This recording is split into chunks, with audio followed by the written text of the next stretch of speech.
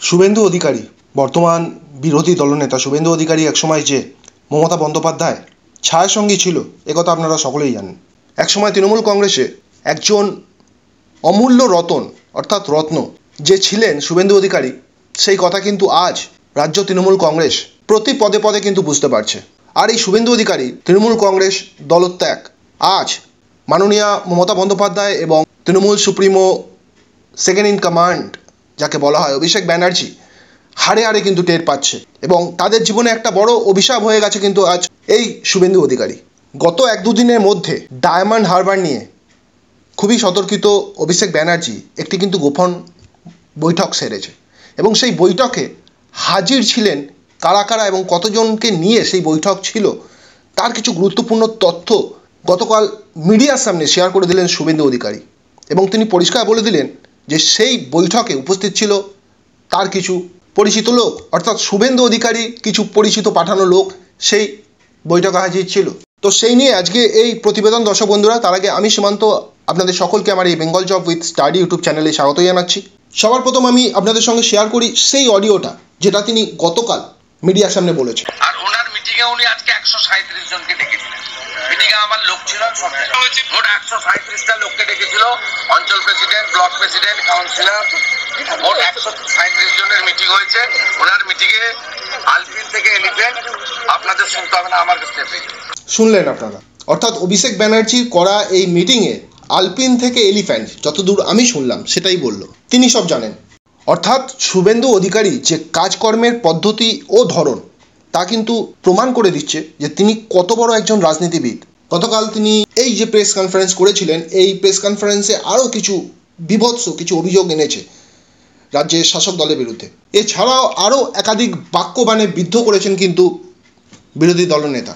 আচ্ছা দর্শক বন্ধুরা, আপনাদের উদ্দেশ্যে একটা প্রশ্ন করছি। অলরেডি অনেকেই এই কথাটা ক্লেম করতে শুরু করে দিয়েছে যে বর্তমান পশ্চিমবঙ্গে যে দুর্নীতি আমরা একের পর এক দুর্নীতি দেখেছি, সেই দুর্নীতির বিরুদ্ধে লড়াইয়ে এই Suvendu Adhikari is the last hope for West Bengal.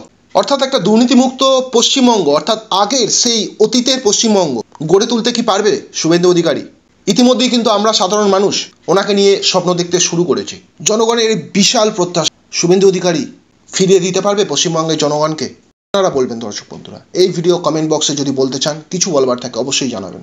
গতকালে একটি প্রেস বিজ্ঞপ্তিতে তিনি বলেছেন যে বিজেপির আসন দ্বিগুণ হলে তৃণমূল সরকারকে বঙ্গোপসাগরে ছুঁড়ে ফেলে দেবেন।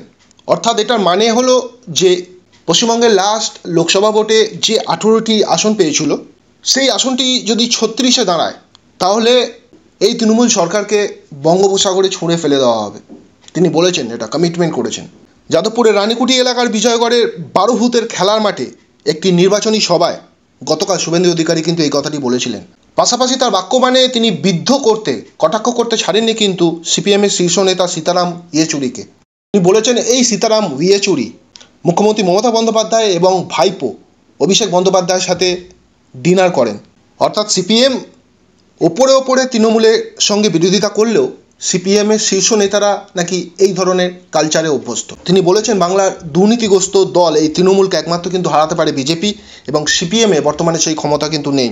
তো আপনাদের উদ্দেশ্যে করা একটি প্রশ্ন রইল এই প্রতিবেদনের শেষে আমার তরফ থেকে দর্শক বন্ধুরা।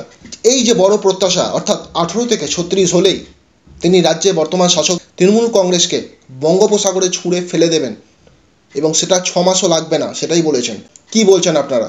আসন্ন লোকসভা ভোটে বিরোধী দলনেতা শুভেন্দু অধিকারীর এই মনের ইচ্ছা কি পূরণ হবে? আপনারা কি বলছেন? যদি কিছু বলবার থাকে অবশ্যই কিন্তু ভিডিও কমেন্ট বক্সে জানাবেন। আর ভিডিওটা ভালো লাগলে অবশ্যই লাইক করবেন। আর এরকমই আপডেট পাওয়ার জন্য আমাদের Bengal job with study YouTube চ্যানেলকে সাবস্ক্রাইব করে আমাদের পাশে থাকুন। আমি সীমান্ত আজকে ভিডিও এখানেই শেষ করলাম। ভালো থাকবেন, সুস্থ থাকবেন, নমস্কার।